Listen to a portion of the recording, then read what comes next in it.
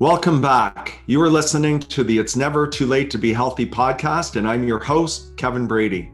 Through my own experiences as a lifelong athlete, community volunteer, author, and company founder, I'm on a mission to educate, inspire, and motivate individuals of all ages to improve all aspects of their health and live their best life to the fullest. I built my company, Advocate Health, based on this mission. Advocate Health assists companies and individuals navigate the very best health solutions both at home and in the world. On this podcast, I meet with industry-leading experts and partners with the aim to share simple strategies and tips to help you live a healthier, longer, and happier life. Sit back and enjoy the show.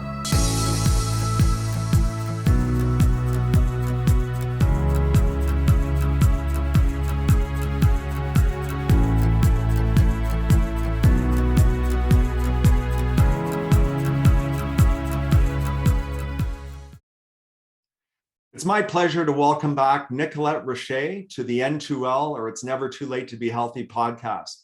We are trying to catch up with Nicolette during her 22 million strong campaign across BC. However, it was logistically impossible, so I'm excited to have her back on the show today. Like me, she is a firm believer that food is medicine and can be used to treat chronic conditions. Nicolette's original plan was to cycle and run across BC with the goal of doing 100 kilometers per day of running and biking for 35 days straight, or to cover 3,500 kilometers. Unfortunately, due to injury and the massive fires out in BC, she had to cut her trek short, but still managed to accomplish doing 1,700 kilometers. She shares today some of the incredible relationship she made while on tour and the insights she gathered from pushing beyond her physical limits every day. Her greatest goal is to help the world with her message, Eat Real to Heal, and still has her eyes set on taking her tour across Canada next year. As many of you know, I'm an avid cyclist and runner, and I hope to join her on a portion of her ride and run next year to cheer her on. Congratulations, Nicolette, and welcome back. Nicolette, thanks so much for joining us again today. Thanks so much. It's such a pleasure to be here again with you, Kevin. Yeah, I know last time you and I talked, we were trading emails as you were on your tour, which we're really going to dive into today. And we were actually trying to do this podcast while you were on tour, but I think your correspondence back to me basically said, you know what, it's probably impossible to do that because I don't know where I'm going to be, and I'm going to be in remote communities and that type of thing. Right? Oh yeah, it was, lack of Wi-Fi. I mean, we take it for granted that we have such incredible Wi-Fi in our community and everywhere where we need it. But then the minute you hit the road in British Columbia, it's so, diverse and sparse, and there was no internet coverage in most places. And as well, and every day was just a brand new day. You could plan until you were blue in the face, and then literally everything would go sideways. So you're always being just flexible and trying to figure out just even how to get through the next hour sometimes.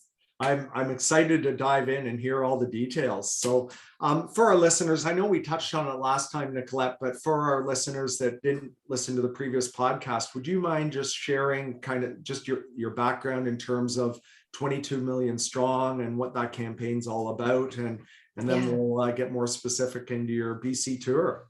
Yeah, definitely. So 22 million strong is a campaign that we launched just prior to COVID. And it's where we decided that we needed to get face-to-face with people, and we wanted to really hit the ground running, no pun intended. So we decided that I would run and bike across Canada, meet with Indigenous communities, BIPOC communities, to understand the barriers to accessing clean, real food. And so I would run and bike from mile 0 in Victoria, British Columbia, and finish in St. John's, Newfoundland. And in doing that, I would get healthy as well, because I had stopped moving my body in service of our businesses that we had launched. And I was really behind my computer a lot of the time. And physical activity was minimal, especially with juggling 3 kids. And so it was sort of trying to do many things all at once with this campaign: get me healthy, be able to meet with people to talk about food as medicine, and that chronic diseases can be reversed completely using food as medicine. And then also really uncovering those barriers that I talked about, because it's something that needs to be uncovered if we're ever going to find any solutions to food sovereignty and food security. Yeah, yeah. And so just for the audience again, so obviously that you had to step back because of COVID and go from the Cross Canada tour to the BC tour. So can you just share, how long was it? How many days did it take? Just some details on it. Sure. Yeah, so we were supposed to actually leave July 1st to go across Canada, but then there was that last shutdown with COVID that happened that particularly hit us hard in Whistler, and our businesses in Whistler. And so we decided to postpone the tour until 2022. And then I thought, because we have our amazing sponsors, Lululemon, Solomon, Guayaki, Yerba Mate, we have all of our sponsors and we have all of their followers and our followers, and we wanted to keep people engaged over the next year. So we decided to do just I called it the mini BC tour, but it was still half the length of the tour. So we stayed in British Columbia just to make sure we wouldn't get turned away at any borders if the outbreak got worse. And we also just didn't want to put a lot of people at risk. So we, simplified our crew. We only had one support crew driver and then my kids and my husband on tour. And, we didn't really make a big thing out of it with getting lots of people to join, just so, fewer doorknobs were touched.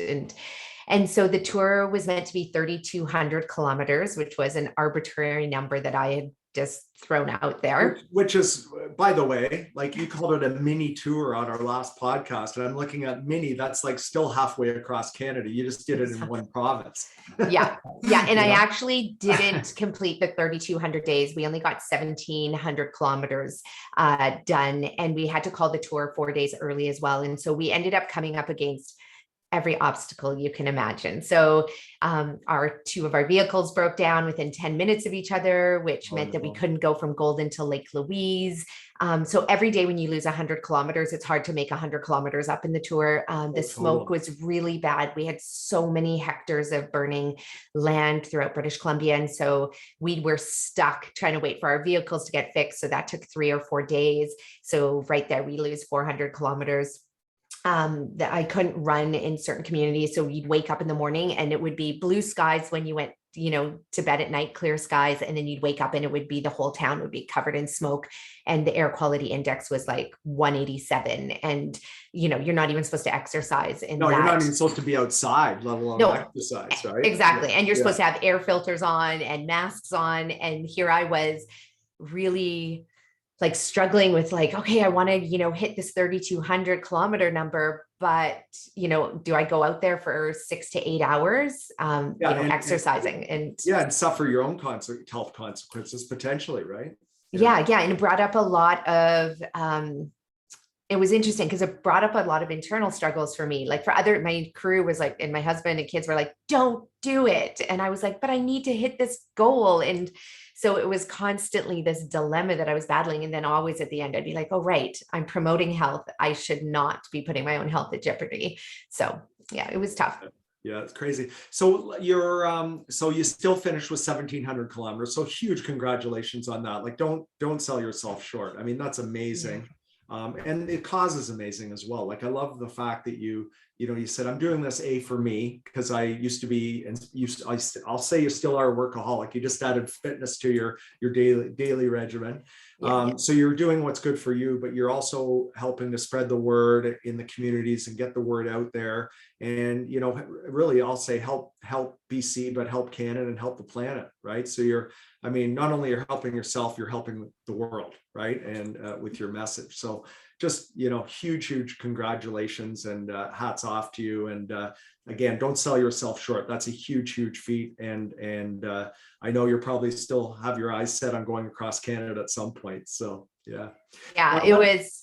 Yeah, I was just going to say that it was a big thing that I did struggle with, like not hitting that 3,200 kilometer goal. And I think when, you're driven and you're an entrepreneur, or you're, an athlete, and endurance athleticism is new to me. I'd never done anything like this before. And so, I had to really work through that with my coach, to say, oh yeah, 1,700 is still great, A but lot. what it's done is like the fire in me to be like, I want to nail that 3,200 kilometers and I want to definitely make it across Canada, and more so for the relationships, I would say, that we built along the way, because everywhere we went, we just met some of the most incredible people who had these amazing stories about reversing chronic disease. So it was, not hitting that 3,200, it just made me think about every relationship that I also wasn't achieving in that time. So yeah, I'm still keen to go across Canada, and it's still going to I'm sure happen. you are. Yeah. So I believe you said your goal was to do 100 kilometers a day, and that was running and biking. Did you have a plan to say, okay, I'm going to bike 80 kilometers a day and run 20 kilometers a day, or did you just kind of freewheel it day by day, or how did that work? Again, it was that arbitrary number that I came up with, and my coach said, what do you want to do? And I said 80K biking, 20K, 21-kilometer run. And I did start off doing that, and then blisters, which are the ultimate, I think, downfall for every athlete out there, because blisters are some of the most painful thing, as you probably know from doing your marathons. But yeah, those took me out actually by day 5. And so then, again, another call with my coach, and we're like, okay, how do we rework this? And, so it ended up, going back to 100K of biking and no running. I also got wicked shin splints, which I'd never had in a year of training, never had a blister in a year of training. And I know the reasons why I got them on the tour. So that was, we had to let those heal, because my end goal is to make it across Canada. So I needed to make sure that I didn't do any, real damage. So we switched to just biking. And the reality is, even with blisters, I mean, I've had blisters that have become so bad, like backcountry skiing, like up in Alaska, where they become infected, and then you're in real trouble, right? You could get cellulitis and all that type of thing. So it took weeks for them to heal, and which was so strange, again, to have done 6 days of training, for an entire year, and not to have to deal with blisters to all of a sudden, I think it was just all the hour, like it was 6 to 8 hours a day on the road. Yeah, for sure. So let me ask you, if it sounds like this is going to be a tough one for you to answer, but what was it? Give me a typical day. Give me your first day. Okay. And then give me, okay, here's what really happened, like, halfway through the tour. For sure. So, my goal was to wake up early and hit the road by like 8 o'clock at the latest. And that never happened once. We stayed with a lot of friends in the first few days of the tour, like in different locations, which was wonderful to see people. And, but at the same time, it means you're staying up late, you're not getting out of the house early. And so I would hit the road usually between 10 and 11:30, which was fine for me. I love the heat, so I had no problem being in the heat. And then I would really just figure out the terrain, and which was hard to do, because even with Google Satellite, like you can put the little guy on the road and it'll look like it's a paved road, and it would have been a paved road 5 years ago when they took the picture, but all of a sudden it was a gravel road when you arrive there. So we would just really look at the route every single day and decide whether it was running first or biking or vice versa. And so I would just, pack up the food on my bike, get all my stuff together, and then I would just get on my bike and go. And my support crew vehicle would always, at first I was like, yeah, just go 25K ahead. That's not far, but when you're running and biking, that is far. So we'd shorten the distance to be like, go 10K up and wait for me. And so, and then I would eat, like I have my food. I didn't eat very much throughout the day, in the sense of while I was biking or running. I would just, make sure I got my 200 calories in every hour. So that's not very much food at all. And I just stayed hydrated. I was really, really on it with my additional nutrients that I needed, and the food and the water. And that was my main focus, was that I didn't overwater, underwater, and I made sure I was nutrified. And and then, sometimes I'd, stop on the side of the road for a pee break or whatever it was. And, to, fix something on my bike. And it was interesting, like just people would come out of nowhere and be like, what's 22 million about? So sometimes I'd end up in a conversation for 45 minutes, which definitely extends the day. So there were days when I wasn't getting in until, 9:30 at night. And, and some days were, the first day was great. Like when I switched from biking to running, I knocked off that 21K. And it was just a beautiful run on the highway, and nice to be against the traffic as well as opposed to with the traffic, because some of the roads were pretty, pretty crazy on a bike. Yeah. And so running was actually it was a nice contrast. And yeah, and then I would get back and food would be waiting for me. My husband would have all the meals done, and I would sit with my girls and they would catch me up on the day of them playing in the lakes and wherever they were camping. And then we would go to bed and do the same thing the next day. Wow, unbelievable. Like you think of that, 21 kilometers, and you're running a half marathon every day. Like that's unbelievable. Good for Yeah. you. And I got 2 half marathons in the first 2 days. And then because of the blisters and the shin splints, we, scaled it down, and then we scaled it down until we said basically like no more running. So yeah, so that's going to be my focus this year is, I'm at physio throughout the week and getting massage throughout the week to just work on making sure all the muscles that were really tight that cause the shin splints those are all being worked out and the fascia is being released, and I'm doing the proper exercises. And then next year, my goal is to do that half marathon every day. Yeah. Awesome. Every day. Awesome. Well, I can't wait, because I plan on joining you when you get to our neck of the woods, or I might even come out and start out with you in BC. You never know. That would be amazing. That's the highlight of the trip, was always when I biked or ran with somebody. I'm somebody who loves the company. So yeah, 100%. I welcome you to join me. Yeah, it can get lonely. I know that from and that from training, it can get very lonely after a while. So now you mentioned you slept with friends for a few days, but typically where would you sleep? Hotels, camp? Did you have a Winnebago? Like where would you sleep at night? Yeah, I wish we had a Winnebago, but we had a trailer that we towed on our truck. Yeah. And then we had our support crew vehicle. So our crew slept in the tents, and then my family slept in the trailer. And yeah, we were super cozy, and I loved it. I actually didn't want to leave the trailer life at the end of the tour. I was like, I don't want to go back home and have to clean a house. And it was very simple living. And and I started to actually crave it, and just having the trailer parked, on the edge of the ocean in a lot of our campsites where we stayed, RV parks, and just to be able to walk out the door and be outside in fresh air and have these amazing views and vistas. It was magical.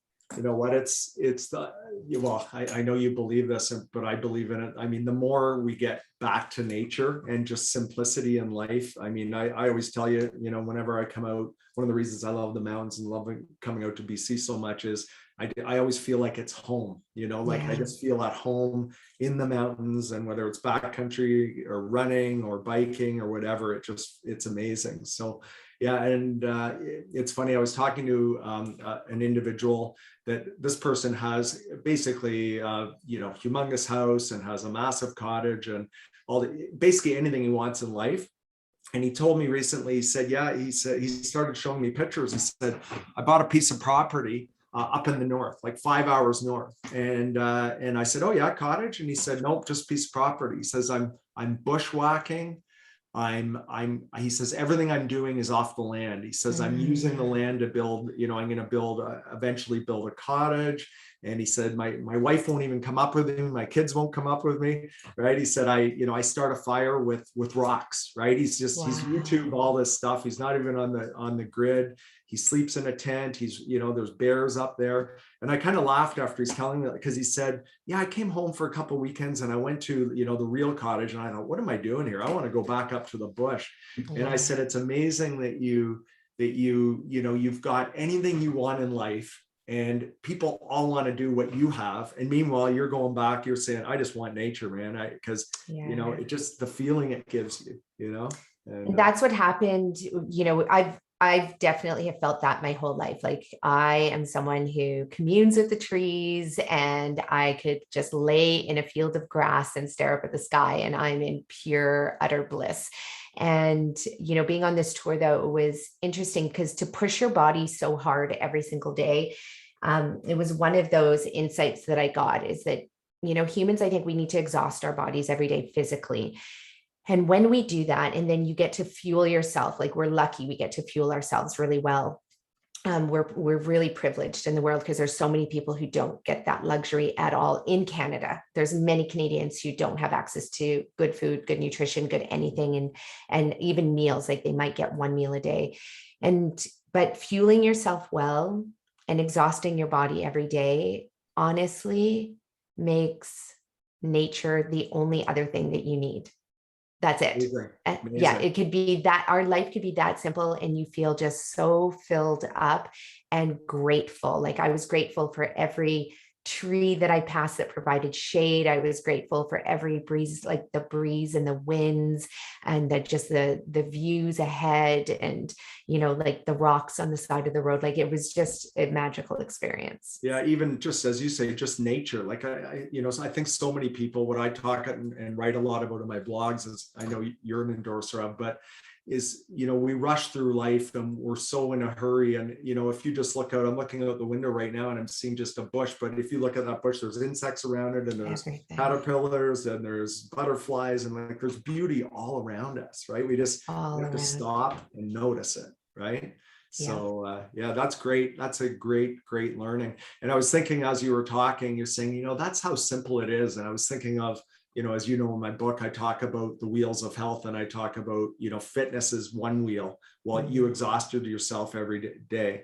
And then you said, and then I had to re-nourish myself. And you did that by eating, obviously plant-based foods, which I'm going to get to in a moment.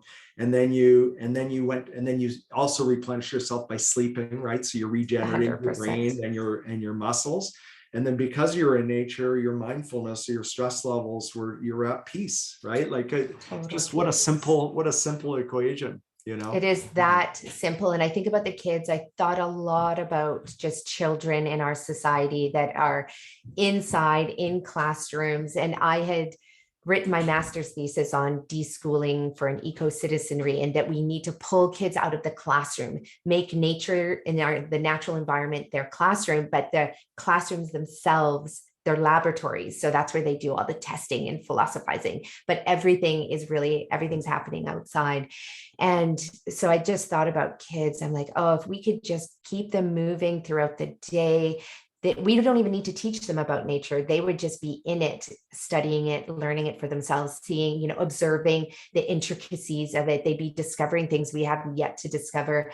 And then at the end of the day, their nervous system is just so balanced and so just able to support them in the healthiest way. So their immune systems would be thriving because they'd be outside breathing in all this, the microbiome, the dust, the ions, everything that's, free floating to us and available to us outside, but we don't get ourselves outside and allow us to, take in these things. And then it would just it would be such a different world that we live in. Yeah, no, I totally agree. Meanwhile, they're in classrooms 3 hours a day under fluorescent lights, with no light coming in or very little light, and they go out for recess for 15 minutes. It's like, yeah, exactly. Crazy. Yeah. So for our listeners, Nicolette, I'll just share that prior to your training for this, you did I knew you were an athlete, growing up over the years and played soccer, I believe, down in the US at a very high level, or basketball. I'm not sure, one of those two. Tennis. There you go. Yeah. I didn't even have that. All right. So, but you had, because of your work and your commitment to your cause, you really had kind of, you got off, I'll say the fitness focus. But then because of the 22 million, you said, I got to start running again and get doing some things. And I believe in the year before you even started this initiative, you probably had run like once or twice or 3 times. So you engaged a coach who we both know, Chris. So I just like input, maybe you can give me some input on, leading up to the 22 million strong, the event. And also I'm interested to know how in touch were you with Chris during the runs and the rides on your tour? Yeah. So for the first part of that, yeah, you're right. When I was fit after I had my first daughter, because when you have one kid, it's really easy to put them in a stroller and hop around town, walking everywhere. But then, when I had my second daughter, things slowed down. My youngest wanted to be walking and little ones don't walk fast and far, and they want to stop and smell the flowers every step of the way. So so I didn't really move my body, and it just, life became busy. We started the Green Mustache. I started consulting 15 years ago, which meant that I was sitting in a chair, consulting my clients behind a computer way too much. I was doing my master's and then my PhD. So that, of course, is sitting behind a desk again. And I didn't prioritize movement. I don't know if I had this idea that, well, I'm an athlete, I was an athlete once, so therefore you're always an athlete, but no, like, you physically have to actually move your body. And of course, when the pregnancies and my third pregnancies, my lower back went out, and my stomach had separated. I have diastasis recti, which is separation of the recti abdominis muscles. Wow. And that makes it, that can contribute to a lot of back pain, which I had. And so I just, the thought of trying to like heal all of that meant hours in the gym, and you have to work out every single day, and you have to train those muscles specifically, because you don't have any fascia holding it together. And I just gave up on it all. And then all of a sudden, before I knew it, 16 years had gone by, and I was a bit mortified, actually. And it really hit me when our office, we had 9 staff in our office, and I would have to walk up a flight of stairs or take the elevator. But every time I tried to walk up the stairs, like, I noticed, I was like, wow, it is hard to breathe. And my quads are aching just from walking up a flight of stairs. And my staff would often comment that, they would often say, like, how do you not leave your desk throughout the day? And I wouldn't drink water.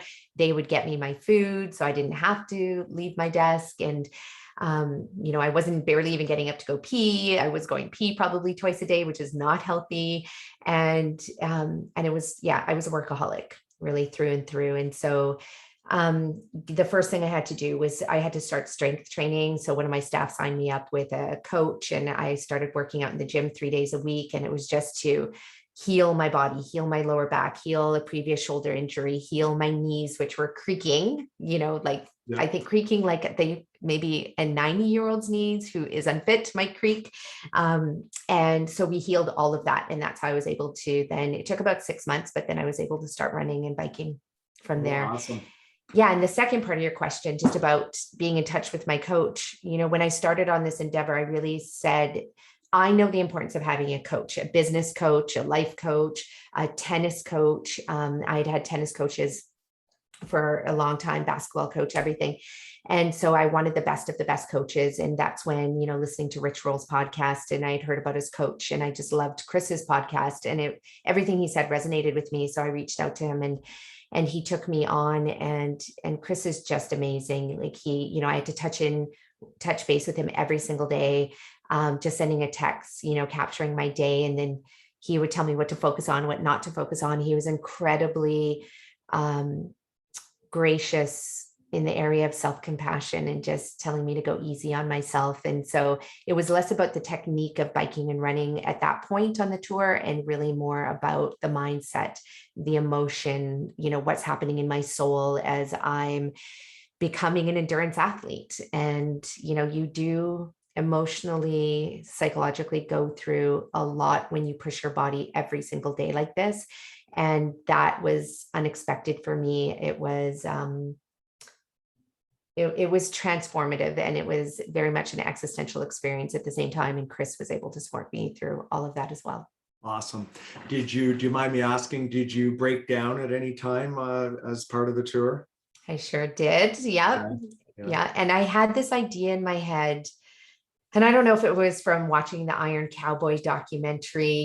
He broke down on day 15 or 19 of his 50-day tour. And I just had in my mind that it would be halfway through the tour. So like roughly day 15. And Chris had said, sure, it might be then, it might not be at all. And it might be earlier. And it was earlier for me. It was on day 5. And I had gone up through all of Vancouver Island, down through the Sunshine Coast, and I had to run across the Lionsgate Bridge. Wow. And my blisters and shin splints were excruciatingly painful. And I wasn't crying about the pain. And, I had stayed up 5 nights too late, because we had stayed with friends, like I'd mentioned. And I just hopped into the support crew vehicle just to, change my blister pads and to have somebody massage my shins. And I fell asleep. I was exhausted. And I woke up and we're making a documentary. So I had my entire film crew with the cameras in my face. And I just saw the look of expectation on their face, like, okay, we're going to get up and run and bike. And I just couldn't do it. I was so, it wasn't the pain. It was more the feeling of letting everybody down, like letting all the people I, said I would run 3,200 kilometers. It was letting down our sponsors. It was, letting myself down because I don't know, I had set this crazy goal thinking it was doable. And then I realized maybe it wasn't doable and maybe I couldn't continue. It was, letting my family down because they had taken a month out of their life. My husband had worked so hard prepping everything to get ready for the tour. He's an incredible support, and he's so loving and kind. And it was just, I felt like I was just letting everybody down. And then I was also that expectation that I'd have my breakdown on day 15, but it actually was coming on day 5. So I was partly crying about that. And it was just about everything. And, but it felt good to release it and to be, Brene Brown talks about being vulnerable, and I couldn't have felt more vulnerable in that moment. To be authentic and pure, right? Yeah. So, even congratulations on that. Cause I think, I would have the same mindset. My mindset would probably, I'm going to do this every day and I'm not breaking down at all, but we all know what happens and you're beating, you're bringing your body to a place that's probably never been before, right? In terms of mental exhaustion, physical exhaustion, just everything. So, I can just tell, I was almost crying when you're telling me that story because I'm thinking, oh man, poor Nicolette. It's like, oh my gosh, crazy. Yeah. Looking back, do you believe you did everything in terms of training? Like if looking back, and maybe a better way to ask this question is for your next tour, are you going to do anything different in terms of your training? Yeah, I'm going to do a hell of a lot of things differently. So the training was great.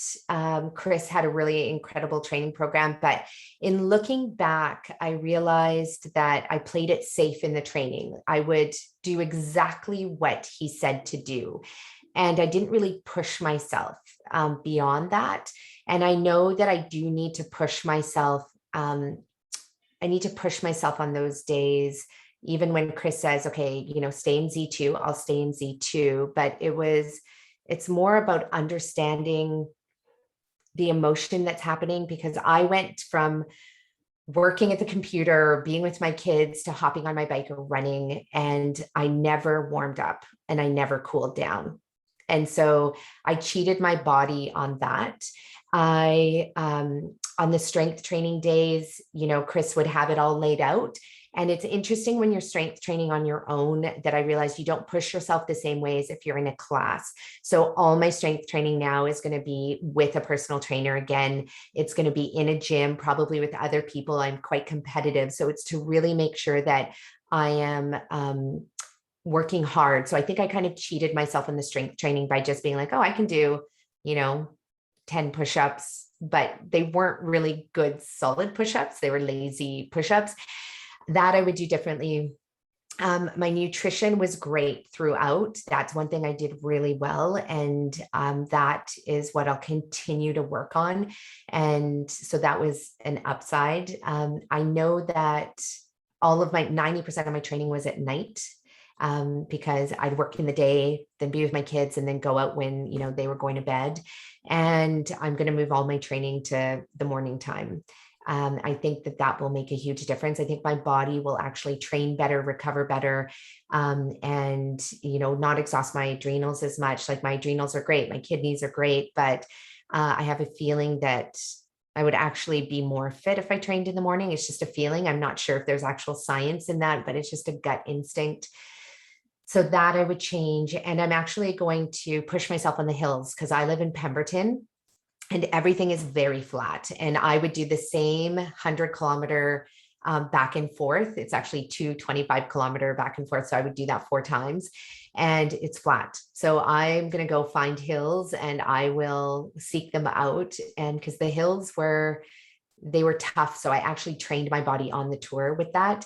And even though I'm supposed to stay in Z2 on the hill, it's like at any point in my training for 80% of my training, I have to train my body to stay in Z2 on the hills, which I didn't do. So that'll change this time Wow, around. it's amazing to learn it, all the learnings. Holy smokes. Yeah, It's a lot. Well, it's different. It's like race day versus training day, right? It's Yeah. like, and it sounds like you just learned so much. So, and in terms of your nutrition, you mentioned you're probably out there, I'm going to guess 8 hours a day when you're on tour, probably minimum.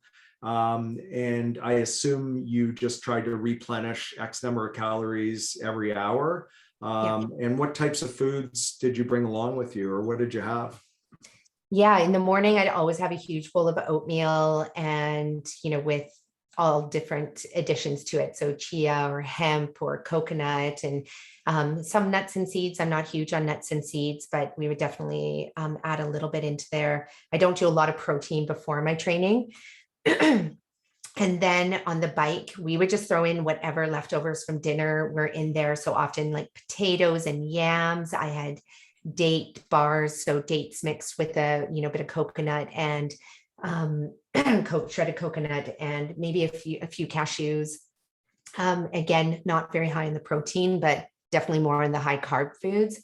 Always a banana, or so every hour I eat 200 calories. So that's usually like half a banana and like a date or 2 dates. Often I had peaches. So going through, the middle of BC, it's all farmland, organic growers everywhere. So I would just stick peaches in the back of my pocket, my bike jersey pockets, and I would eat whole peaches. I would eat watermelon, throw that in my bike cases, cut up watermelon cubes. Oh my gosh, I'm trying to think of all the things, but basically all high carb foods. Just to build your glycogen, keep your glycogen stores full. Exactly. Yeah. Right? And just nibble on them throughout the hour while I'm biking, and then just making sure I got those 200 calories. And then when I got home, my husband would have an incredible meal. And often, again, this is where the protein would come in. So there's the beans, lots of beans and grains. Tofu sometimes would be added in there. Lots of, potatoes. Those are really great in protein. So lots of potatoes every single day, and loads and loads and loads of vegetables, just cooked and raw vegetables. So I felt great. And I would recover really, really well. Like I'd wake up every morning feeling incredible. And my muscles. Yeah. What's that? Ready to go. Yeah. Ready to go. Muscles felt great. Knees, elbows, joints, everything felt amazing. The only thing again was the shin splints, but that was due to my calf muscles being way too tight. Shin splints and the blisters. Besides that, you were great. Yeah. Exactly. So in terms of plant-based diet, because obviously you were fueled by a whole food plant-based diet, it sounds like, because there's still naysayers out there that says, that say, oh, we need this, or we need meat, or we need animal protein, or that type of thing. Obviously you didn't have any, because I know the way you eat, but you had zero issues whatsoever in terms of fueling and recovering based on a fully plant-based diet, is what I hear you saying. Yeah. And it's one of those things that I'm sure people who are endurance athletes or who are sports nutritionists, what they care about more actually is how I do after the tour. And so this is where we see a lot of endurance athletes who go really hard for not just an event, but multiple events in multiple years. And so what it is that you have to make sure that you don't, burn out the adrenals, burn out, affect your endocrine system, which is your hormone system. And so, a lot of people crash after tour. And definitely when I got back, from not getting the dopamine and the serotonin every day, because I was flooding my brain every day for hours. And so I felt like I was on a high all day long. But then when I came back home to recover and rest, that was, you can crash. So I definitely had that sort of crash, but not an adrenal or physical crash. Or for example, a lot of athletes, their joints will flare up when they stop training. And this didn't happen to me. Like I felt amazing after the tour, just as I did on the tour. And so, so far it seems like it's good. When I do the 72 days across Canada, that's double the amount of time. And what I know my coach is looking at is what happens in the months after the tour. He wants to make sure my body stays strong in that time. And David Goggins, I read his book while I was on the tour, or listened to it in my earbud. And and he had that exact thing happen. His nutrition is so poor. He was eating like Ritz crackers on 100-mile races and all of that. And so when he stopped, his whole body just crashed basically. Yeah, his And adrenals were shot, his cortisol levels, his inflammation, like everything, right? yeah, exactly. Whereas mine, I took the Dutch test and all my hormone levels are amazing. My blood work is superb. And in fact, it's actually better since I started training and doing the tour than it was before I started exercising. So that's why I say, like, I feel pretty confident that my nutrition is good. That's amazing with that level of activity. Because I was, one of the questions I had noted here to ask you was, how were your, cortisol and your adrenal levels, your hormone levels? And if you did the Dutch test, exactly, it's one of my favorite go-to tests. So you know exactly how they are. So good for you. That says so much, and it just fully supports the whole food plant-based diet, right? But with that level of activity. So again, Exactly. yeah. Yeah. And for anybody out there who's, even if you are a meat eater, or if you are a, let's say vegan, I never like to use the word vegan because you could be eating so much processed, refined food. And in fact, the only day on the tour, we had a really horrific day and just so many events. Everything went wrong. And it was 2:30. We were in the wrong town. The highway no longer connected to where we needed to. So we had to drive 45 minutes back in the opposite direction. And so we pulled over, and we happened to pull over into an A&W. And, they have the Impossible Burger. And, I don't eat fast food, but on this particular day, I was just angry. And, and we were laughing hysterically because that's how everything was so crazy, but just angry at the fact that, nothing that we had planned that day went well. And so I got the Impossible Burger, and, and I normally would never eat, processed refined food like that. And I was like, I'm just going to eat it because I was, this is the self-sabotage in me coming out. On a processed bun as well. Oh, exactly. Just awful. And so I got it, and then I looked at it, and then I didn't eat it. And then an hour later, we're finally like at the place where we're supposed to be. And I just decide to eat it before, I get on my bike, which again, self-sabotage at its max. I was like, this day's ruined. I'm just going to ruin it even more. And I did. And I ate that thing, and I felt literally so sick. And I had all of a sudden my energy just plummeted within 10 minutes of riding. And I couldn't understand why my legs weren't working. I was like not able to get up the hill. I thought it was because it was too hot. I thought it's because the hill was too steep.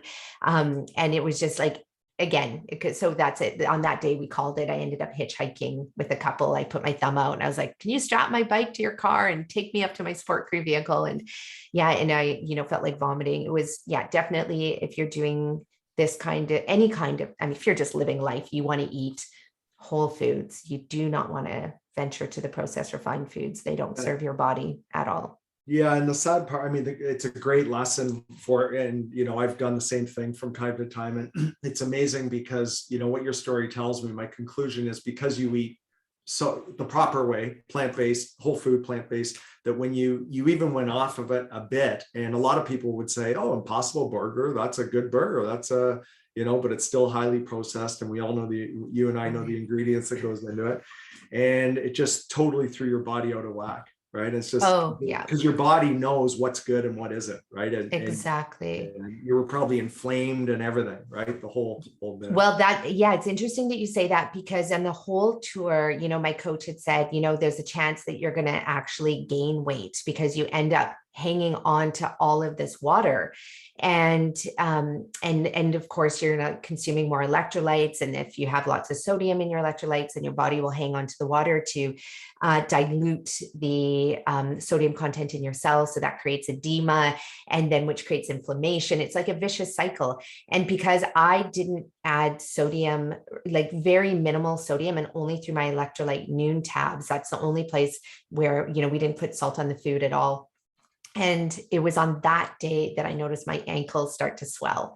And I was looking at them and I'm like, that's so interesting. I had this Impossible Burger, and all of a sudden, like, I can feel, the socks tightening around my ankles. And, but then, after, a day of going back to just normal eating again, I didn't have any swelling in my hands or my feet. I didn't have swelling throughout my body. My joints always felt amazing.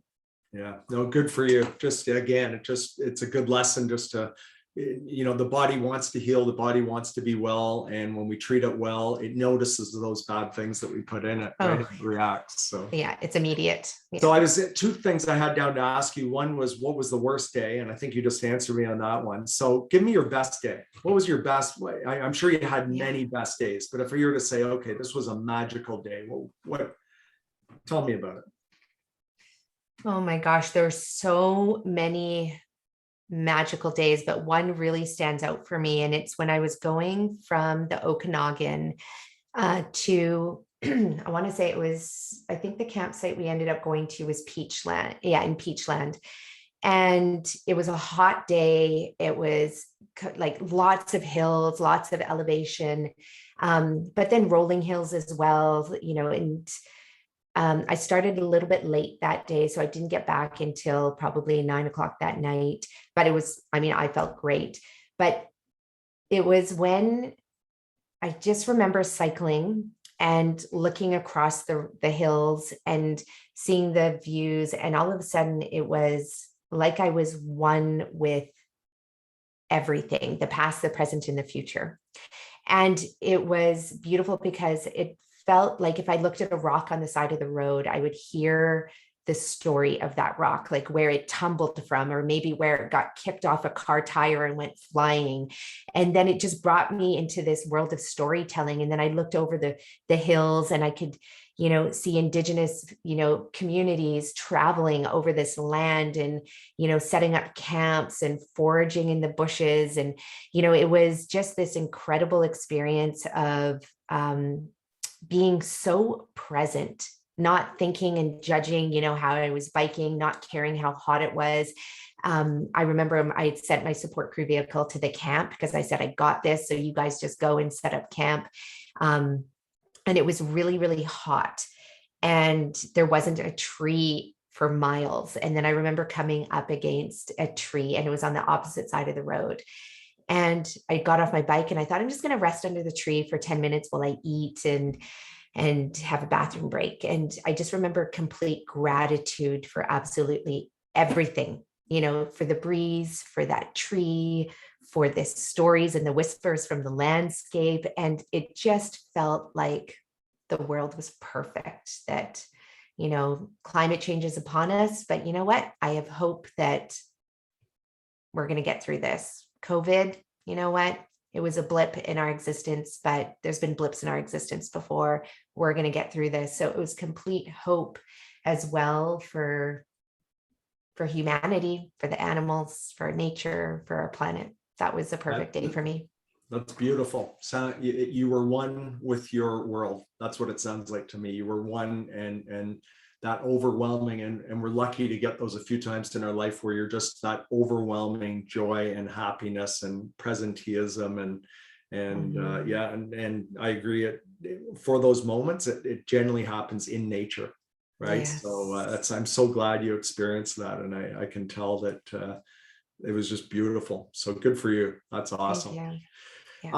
Just last thing I really want to touch on is, I know a big part of what you did was to visit, the youth and communities that are having challenges, let's say getting the type of food that you promote and we both eat, whole food, plant-based diet. Can you just talk a bit about what you witnessed when you were out there and some of the towns and the villages, and what are some of the challenges that these people are facing?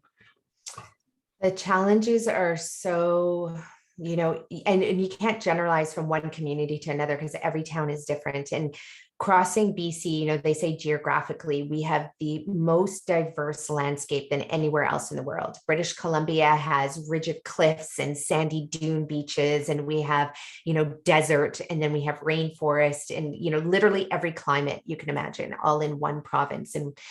And so going from community to community, it's just different. You see that the Okanagan, it actually really made me quite sad just to see all the landscape taken up by wineries. And so, people are still growing food, but not at the vast amount that you see, the grapes growing. And that was hard to see because, going through some of these reservations, especially in the interior of British Columbia, you see, a lot of these communities are eating out of gas stations. That's the only thing they have access to. Meanwhile, there's all of this land around them, and the farmers are growing wine and cannabis. So cannabis was the other thing. Every single community that I went through, it was either cannabis and A&W were hands down the most prevalent thing I saw in every single community. Wow. And I love, sure, the science behind cannabis, the healing potential behind cannabis. So I'm not saying anything bad about that, but why couldn't we see a beautiful organic grocery store and an incredible cafe that prepares beautiful, healthy, affordable food? Like and then you see mustache. The cannabis store. And when what? Like the green mustache. Like the green mustache, or, there's so many great people doing great things, but it was hard to find healthy food in a lot of these communities. And one of the biggest things that, several people said to me, it was just the lack of awareness, actually, that food has the potential to heal the body and to reverse chronic diseases. So that ended up being one of the big things, because before you can even get into the conversation about the need to grow healthy food or prepare healthy food, people have to understand why they would even want to eat healthy food. And that was a lot. I met people who had beautiful stories of reversing their diabetes, heart disease, cancer, autoimmune disorders with food. But then I equally had conversations with people who said, I don't eat vegetables. Why would I eat those? They taste disgusting. So crazy. Yeah. There's this dichotomy, and we're not going to build that desire for wanting to grow healthy food until people understand that they don't have to be living with their diagnosed condition. They don't have to be taking their medications if they are consuming real whole foods. Yeah, for sure. So you're saying the message will then prompt the growth in agriculture and organic farms and all that type of thing. Yeah, exactly. Sure. So on that, if you were having this discussion right now with the Director of Health Canada, if that's the proper title, and you had some advice for that Director of Health Canada, what would your message be? And I'm with your tour in mind. Oh my goodness. Yesterday we were filming our documentary. We have the whole film crew staying at our house for an entire month. And wow. We were coming up with all of these slogans. And I said, you know what? I am tired of being kind and politically correct. And I'm tired of, being the person who is like, let's educate you slowly. And, and I educate physicians. I work with government officials, and there's a lot of government officials and decision makers out there who have no idea what causes diabetes. They think it's sugar that causes diabetes. They have no idea it's this high animal fat diet that contributes to diabetes. They have no idea it's the glyphosate in our food that is contributing to our damaged microbiome, which contributes to the diabetes. And I think I might say, you need to print a slogan that is everywhere, just like the cigarette label, cigarette warnings that went out once, the science was definitive. Smoking causes cancer. And I would say we need to, accept the 200 years of research that is out there saying that food reverses disease. And my book is called Eat Real to Heal. And you know what? The Director of Health Canada needs to go out there and start telling people, eat real or die. And so we had, lots of these kind of, just probably aggressive slogans, but I think that we need those same label warnings out there telling people that, if you eat this food, you will create disease. We know now that eating refined processed food causes disease, even though we're not allowed to use causation, in our language. And most food producers, the imitation food producers, the refined food producers, processed food producers, they would form a lobby group and stand up against that, just like they did 100 years ago. So yeah, what would I say to the Director of Health Canada? I would say, if you don't start printing those slogans and putting them everywhere, you are the biggest contributor to the chronic disease epidemic. And we are not going to end this chronic disease epidemic. And, No. and encouraging people just to eat 10 fistfuls of vegetables and fruits a day. Like that is what we need to be telling people to do. Yeah. Great message. I couldn't agree with you more. And it's sad because people just don't know, because there's just so much, that, as you say, there's so many mixed messages out there, and it's just so simple. Eat whole food, plant-based, real simple, right? So anyways, simple. great way to end our talk today, Nicolette. And again, I want to just say huge congratulations to you. I know obviously you had some challenges, but you will be, and you are a better person today because of those challenges. You've already shared the fact that the things you're going to do different for your cross Canada tour next year. And I almost look at what you did, in the last month and as the warm up for your real tour across Canada, which is, when you look back, we always think, why do things happen? And I'm a firm believer, I believe you are too, that things in life happen for a reason. Mm-hmm. So I think, again, this was the warm up for next year. So I can't wait to continue to follow your journey, because it's amazing. And thank you again for being on our podcast today. I know our listeners will love it. I love your message to the Director of Health Canada, and I can't agree more. And if you haven't read Nicolette's book, please read it. It's amazing. As I said in my last podcast, I've read it twice. Also tune in. We'll put in the show notes how you can reach out and talk to Nicolette if you'd like to talk to her personally, and also how to get a hold of her and her team. So again, Nicolette, thank you so much, and look forward to our next chat. Thank you so much for having me on the show. It's always a pleasure connecting with you. You ask great questions, and it's an honor to be able to, just sit with you and spend this time with you, Kevin. Awesome. Thanks for everything you do. Thanks so much, Nikki. Take care. Bye-bye. Okay, you too. Bye. Thanks for tuning into our podcast today. For all of our listeners, I invite you to visit advocahealth.com, where you can easily become an Advocate member to take advantage of some of the amazing services we offer. You can also access our latest blogs and listen to some of the best medical advice available on our podcast. Don't forget to grab a copy of my latest book, It's Never Too Late to Be Healthy, that is available to order through our website. Thanks for listening, and we'll see you next time.